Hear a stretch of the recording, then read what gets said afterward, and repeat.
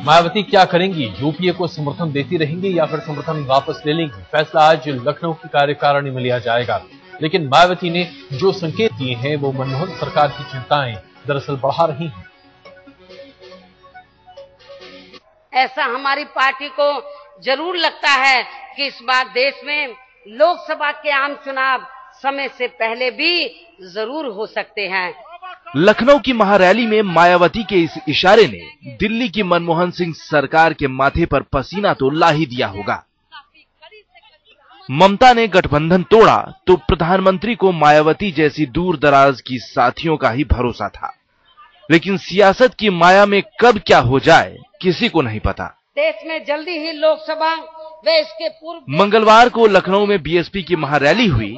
महंगाई और एफडीआई पर तो मायावती ने पहले ही अपनी नाराजगी जाहिर कर दी थी।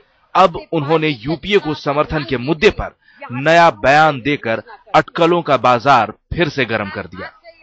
10 अक्टूबर को लखनऊ में पार्टी की राष्ट्रीय कार्यकारिणी की बैठक बुलानी पड़ी है और इस बैठक में खास तौर से इस बात के लिए पुनर्विचार किया जाएगा कि अब हमें केंद्र की यूपीए सरकार को आगे के लिए अपनी पार्टी का समर्थन जारी रखना है या नहीं रखना है। ऐसा हमारी पार्टी को जरूर लगता है कि इस बार देश में लोकसभा के आम चुनाव समय से पहले भी जरूर हो सकते हैं।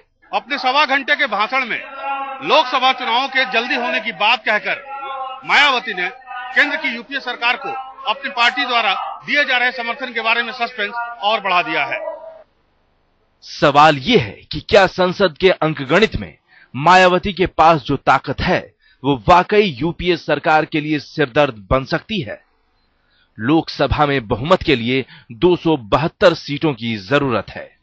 ममता के साथ छोड़ देने के बाद अब यूपीए के सदस्यों की संख्या हो गई है 248 और बाहर से समर्थन करने वालों में फिलहाल समाजवादी पार्टी के 22, बहुजन समाज पार्टी के 21, आरजेडी के 4 और दूसरे छोटे दलों के 9 सदस्य शामिल हैं। मतलब यूपीए के साथ अब भी 304 सदस्य हैं। ऐसे में अगर बीएसपी के 21 सांसद अलग भी हो गए तो फिलहाल मनमोहन सरकार पर कोई संकट नहीं है। कांग्रेस को भी आंकड़ों का ये खेल खूब पता है। उसे पता है कि माया के रूठने से बड़ा फर्क भी नहीं पड़ने वाला। फिर भी संख्या की सियासत में कब किसकी जरूरत पड़ जाए किसी को नहीं पता। सो कांग्रेस कहती है कि रिश्ते तो बने हुए हैं, हाँ कंडीशन तो पहले से अप्लाइड है।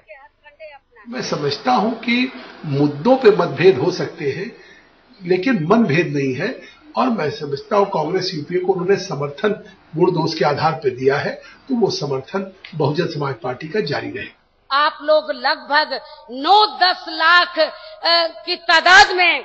हालांकि लखनऊ की महारैली में मायावती ने हुंकार भर दी है लेकिन सियासत के रण में वो कितना हल्ला बोलेंगी ये तय होना बाकी है।